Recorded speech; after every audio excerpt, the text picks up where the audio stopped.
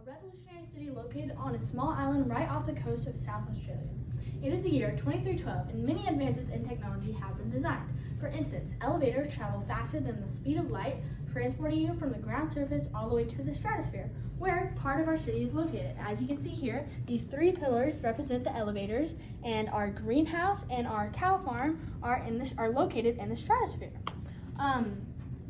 Our city primarily uses solar energy, which is why we chose to locate the top half of our city in the stratosphere. The stratosphere has the ozone layer, which protects us from the sun's harmful UV rays. And the population of our city ranges from 250 to 350 people total. Everyone in our city has a job to keep our circular economy running. Some jobs include reusable container washers, reusable container producers, sanitation workers, and water control workers, robot workers, all your basic jobs. We will convert to solar panels, which convert to electromagnetic or light energy to electrical energy. We will use these waste-free power sources to power our tiny homes and that all residents will live in.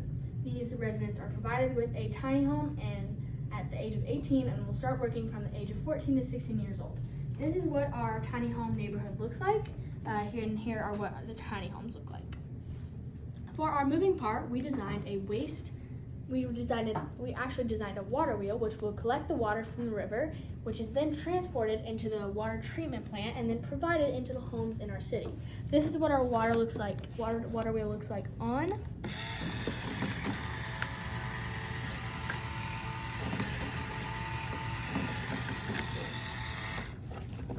Additionally, we will use the wastewater flows as an additional source of water to reduce the amount of energy used for treatment. The wastewater flows into the reclamation plant, which is then transported back into the water treatment plant and back into the homes. This system will not only retain the same amount of water as some is used in the irrigation and other losses to the atmosphere. We occasionally supplement water from the river using very little energy, but the water wheel is also used to generate electricity. We have a big school. It's pre-K through 12 near our residential zone, so that students do not have to travel far. This is our school right here, and as you can see, it's very close to our residential zone. The school teaches all of your typical classes and has an extra class for those who are interested in STEM, sports, and the arts, theater, art, music, etc. Our city's infrastructure will include several eco-friendly features permitting all branches of government, including energy, housing, and agriculture. The Department of Energy will utilize advanced technologies such as solar heaters that use the sun's energy to heat air and pass it through a thermal chimney and into the room, making for warmer winter indoor temperatures without the need for standard electricity. Our city will include all necessary government services to provide for the welfare of our citizens in an eco-friendly manner. These will include disaster relief, healthcare, education, and public transportation. Regarding disaster relief and healthcare, we will create these systems before emergencies happen, because the first priorities for first responders during natural disasters and other emergencies should be helping out the victims as opposed to worrying about resources. Right here is our fire department, police department, and our hospital that are all used during natural disasters. For this reason, we are going to plan ahead of time for emergencies by establishing eco-friendly, professionally run freshwater systems, debris recycling, and power grids. Finally, our city's public transportation system will promote sustainability by using biodiesel fuel in their vehicles and by encouraging citizens to walk, carpool, and use public transportation. The primary source of public transportation used by many existing residents is what we call the trash train. This is the trash train that runs through most of the city. The train is powered by 100% recycled plastics, and any cars used in the city will be battery powered to eliminate fuel and consumption and emissions. Lots of changes were made within our city. One of the changes made was the invention of clear soil for our city, for our sky greenhouse. We needed the clear soil so that the sunlight could reach our city even with the greenhouse stabilized above it. The clear soil was created by a process called memeing. What happened was carbon dioxide, nitrogen, and steel were combined with regular soil.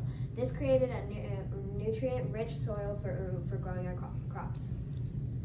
Some risks, specifically in certain areas in our city, would be having a greenhouse over our city. We learned that having the greenhouse on the top could be helpful, but could also cause problems. Having the greenhouse on the bottom would cast a shadow on the plants, but on the top they will overheat and shrivel. Our solution to this would be to locate ourselves in a place that with not too cold winters but not too hot summers. Some other risks in our city would be the farmers we plan to have. Not many people have farming experience, so to survive in the city, we'll have farming classes and other classes for roles in our city.